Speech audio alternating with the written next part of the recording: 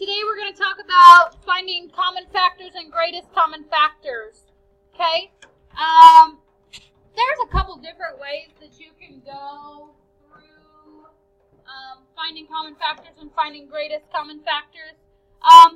First of all, what are common factors? Actually, break it down a little bit more. Your computer should be closed. What are factors? What are factors? Emily?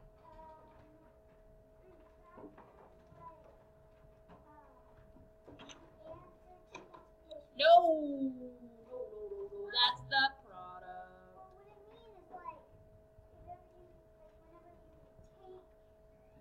Give me an example. Okay, so you take two numbers, and then you just like multiply that number by 1 and that number 2, and the answer it would be Those would be multiples. And the factor is the multiplication problem in that. I don't know. Elliot, tell me. An example would be like 3 times 7 plus 3 and 7 divided by Yes, factors are two numbers that I multiply together to get a product, which is my answer to multiplication. So if I'm doing 3 times 7 equals 21, my factors are, 7. and my product is, okay. So what are common factors? Those common factors are like 1,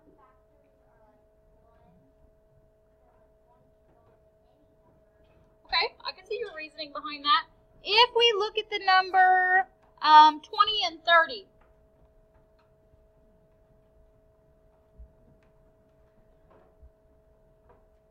Alright, when we talk about factors, the first thing that we're going to do in this lesson is we're going to go through and we're going to list out factors.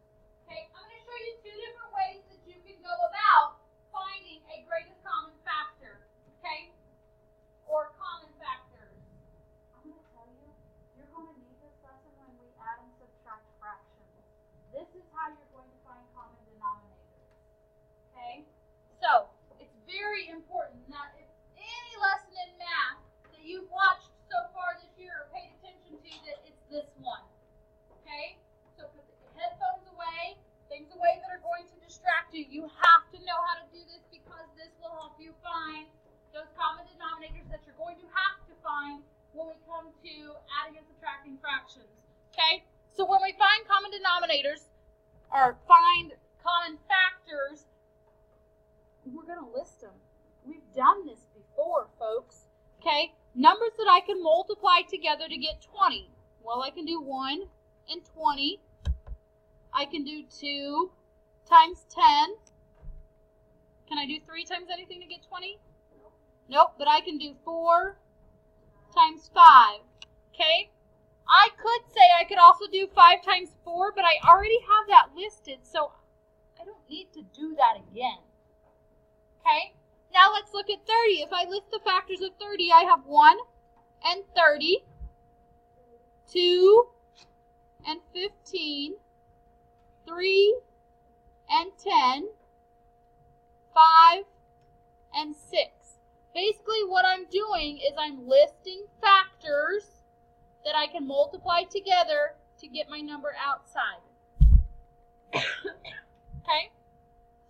So 1 and 20, 2 and 10, 4 and 5, those are factor pairs of 20. 1 and 30, 2 and 15, 3 and 10, 5 and 6, those are factor pairs of 30. So what are common factors? Okay? Common factors are numbers that both 20 and 30 have in common. Okay? It's like rocket science up here, isn't it? Okay? So, they have in common 1. They have in common 2. They have in common 5. They have in common 10. Okay? These are common factors. Step 1 in our book. These are common factors. Okay? Then we also have where it says we're going to study greatest common factors. Okay? So if I can find all my common factors, surely I can look at this and I can tell which number is the biggest, because greatest means the biggest, right? 10 is my largest factor that both 20 and 30 have, right? So my greatest common factor, or my GCF, would be 10. Okay? That's multiples. We're not doing multiples. Okay? And you're going to actually need this more so when we go to reducing fractions and things like this. We're also going to talk about least common multiples, which you'll use when you find common denominators. I kind of said that wrong just a little bit ago. But either way, this is an important lesson that we have to make sure we do. So if I have factors of, or if I have numbers of 24 and 18, and I want to find the greatest common factor, okay? On your board, list the factors of 24. Quickly, go.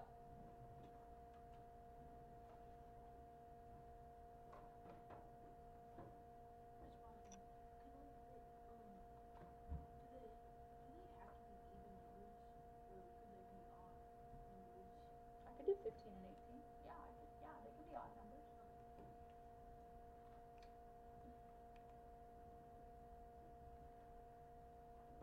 The more you know your math facts, the easier this is going to be for you.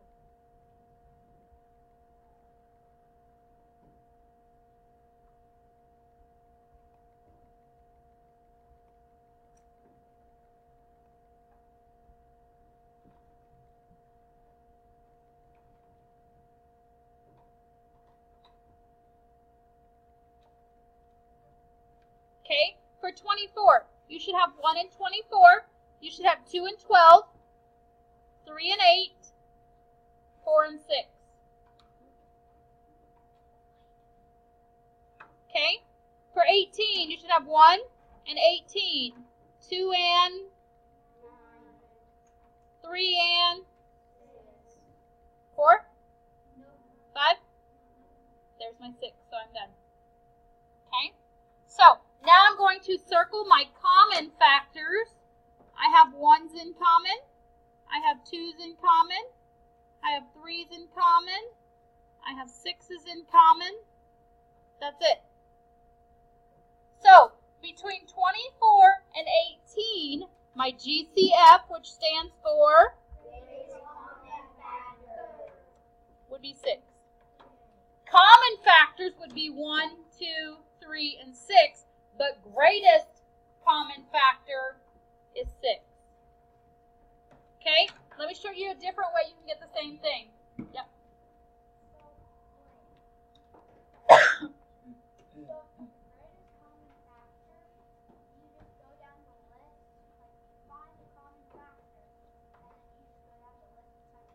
Yep.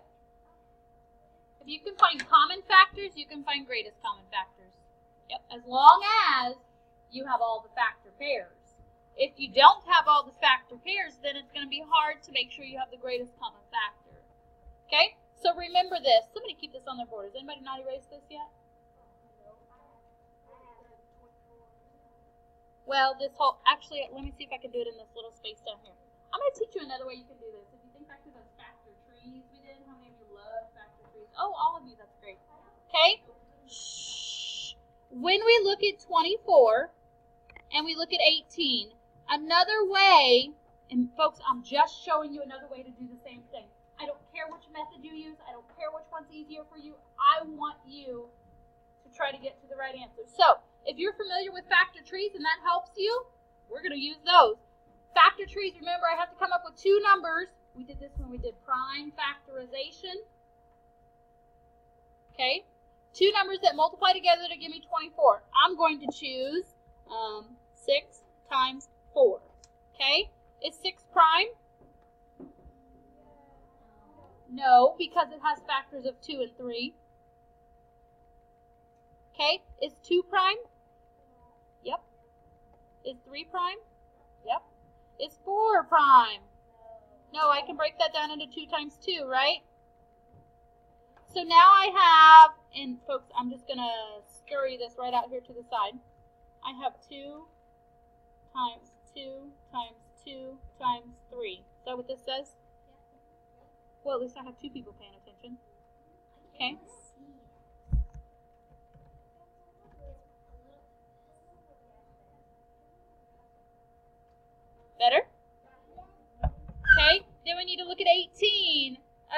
6 and 3 on 18, right?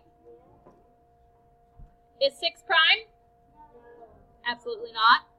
Breaks down into 2 times 3. Is 3 prime? Yep. So now I have 2 times 3 times 3. Okay? And I'm just going to write that up here too so I can see them both. Whoops. All right. So here, look up here so that you can see what I'm doing. Please let her in. All I did, I'm here, folks. I'm here. I'm here. I'm here. All I did is took my prime factorization. Look up here. At my board. At my board, not at me. At my board. Okay? All I did is I took this prime factorization and put it right here, and this one and put it right here so that we have more space so that you can see. Okay? Now I'm going to circle numbers that I have in common with my top row of prime factorization and my bottom. So I'm going to circle, I have 2's that are common. I have a set of 3's that are common. And nothing else do I have in common because I have to have one from the bottom and one from the top. Does that make sense? Okay. Now if I pull this out, I have one set of 2's. I have one set of 3's. 2 times 3 is? Hey, that's fun. This is still the most, like, GCF. This is now the most confusing. Okay? Shh. Then do it this way, Gabe. I never said you have to do it this way. Okay, that's why I showed you both ways.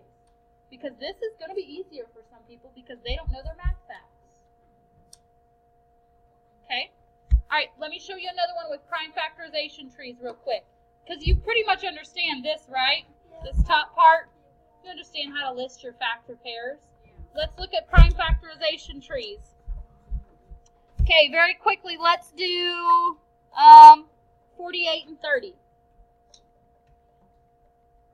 Okay, 48. Quickly tell me something to break it down into. 8 times 6. What does 8 break down into? 4 times 2. Is 4 prime? No, it breaks into 2 times 2. Bring my 2 down. What does 6 break down into? 3 and 2. Both of those are prime, so I'm going to take them down. And then I like to write them in order from least to greatest. So I have 2 times 2 times 2. Then I'm going to pop to this 2. And then put my 3 second. Okay? All I did is rewrite this prime factorization here in order here. Okay? Now I'm going to go to 30. Tell me 2 factors for 30. 5 times 6. Okay? Is 5 prime? Absolutely. It goes all the way to the bottom. Lucky it. Okay? Is 6 prime? No, it's not. Okay? What does 6 break into? 3 times 2. Are both of those prime? Absolutely. Okay? Now, I have 5 times 3 times 2. Again, I just write it in order down here. 2 times 3 times 5. Circle the pairs that I have common. I have one set of 2's and I have one set of 3's. Right? Can you tell that? So I pull down 1 2 for this set of 2, 1 3 for this set of 3's. 2 times 3 is? 6. Okay. Did anybody do it this way?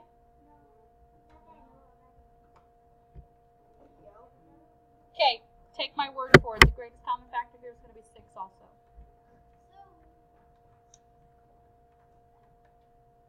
Let me answer your question that you're probably thinking of. Okay? I'm going to make something up for you. Let's say I had 2 numbers, and my factorization pairs came out to be 2 times 2 times 3 times 7, whatever. And this came out to be 2 times 2 times 3 times 5. Okay, let's say I did all my factorization, and these were the prime factorizations that I came out with. Now I have to circle my like pairs.